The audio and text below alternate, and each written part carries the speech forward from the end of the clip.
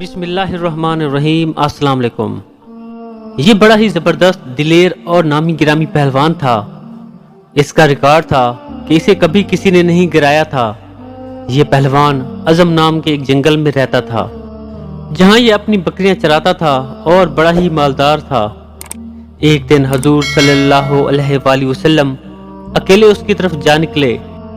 رکانہ نے جب آپ صلی اللہ علیہ وآلہ وسلم کو دیکھا تو آپ کے پاس آ کر کہنے لگا، اے محمد صلی اللہ علیہ وآلہ وسلم، تو وہی ہے جو ہمارے خداؤں لات و عزا کی توہین اور تحقیر کرتا ہے اور اپنے ایک خدا کی بڑائی بیان کرتا ہے۔ اگر میرا تجھ سے تعلق رحمی نہ ہوتا تو آج میں تجھے مار ڈالتا۔ اور کہنے لگا کہ میرے ساتھ کشتی کر، تو اپنے خدا کو پکار، میں اپنے خداؤں کو پکارتا ہوں، دیکھیں تمہارے خدا میں کتنی طاقت ہے۔ حضور صلی اللہ علیہ وآلہ وسلم نے فرمایا، رکانہ اگر کشتی ہی کرنا ہے تو چل، میں تیار ہوں۔ رکانہ یہ جواب سن کر پہلے تو بڑا حیران ہوا اور پھر بڑے تکبر کے ساتھ مقابلے میں کھڑا ہو گیا۔ حضور صلی اللہ علیہ وآلہ وسلم نے پہلے ہی جھپٹ میں اسے گرا لیا اور اس کے سینے پر بیٹھ گئے۔ رکانہ عمر میں پہلی مرتبہ گر کر بڑا شرمندہ ہوا اور حیران بھی ہوا اور بولا، اے محمد صلی اللہ علیہ وآلہ وسلم، میرے سینے سے اٹھ کھڑے ہو، میرے خداؤں لات و عزا نے میری طرف دھیان نہیں دیا، ایک بار اور موقع دو اور آؤ دوسری مرتبہ کشتی لڑیں۔ حضور صلی اللہ علیہ وآلہ وسلم رکانہ کے سینے پر سے اٹھ گئے اور دوبارہ کشتی کے لیے رکانہ پہلوان بھی اٹھا۔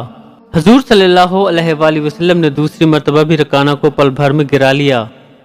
رکانہ نے کہا، اے محمد صلی اللہ علیہ وآلہ وسلم، معلوم ہوتا ہے آج میرے خدا مجھ سے ناراض ہیں اور تمہارا خدا تمہاری مدد کر رہا ہے۔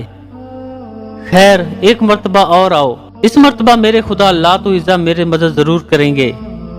حضور صلی اللہ علیہ وآلہ وسلم نے تیسری مرتبہ بھی کشتی کے لیے منظور کر لیا اور تیسری مرتبہ بھی اسے پچھاڑ دیا۔ اب تو رکانہ پہلوان بڑا ہی شرمندہ ہوا اور کہنے لگا، اے محمد صلی اللہ علیہ وآلہ وسلم، میری ان بکریوں میں سے جتنی چاہو بکریاں لے لو۔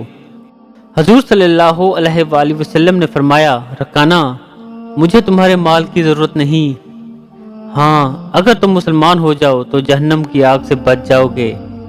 رکانہ نے جواب دیا، اے محمد صلی اللہ علیہ وآلہ وسلم، میں مسلمان تو ہو جاؤں مگر میرا نفس جھجکتا ہے کہ مدینہ اور گرد و نواح کے لوگ کیا کہیں گے کہ اتنے بڑے پہلوان نے شکست کھائی اور مسلمان ہو گیا۔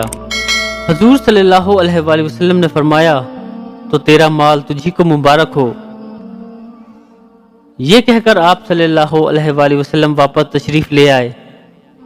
حضرت ابوبکر صدیق رضی اللہ تعالی عنہ اور حضرت عمر رضی اللہ تعالی عنہ آپ کی تلاش میں تھے اور یہ معلوم کر کے کہ حضور صلی اللہ علیہ وآلہ وسلم وادی عظم کی طرف تشریف لے گئے ہیں، بہت فکر مند تھے کہ اس طرف رکانہ پہلوان رہتا ہے، کہیں حضور صلی اللہ علیہ وآلہ وسلم کو ایذا نہ دے۔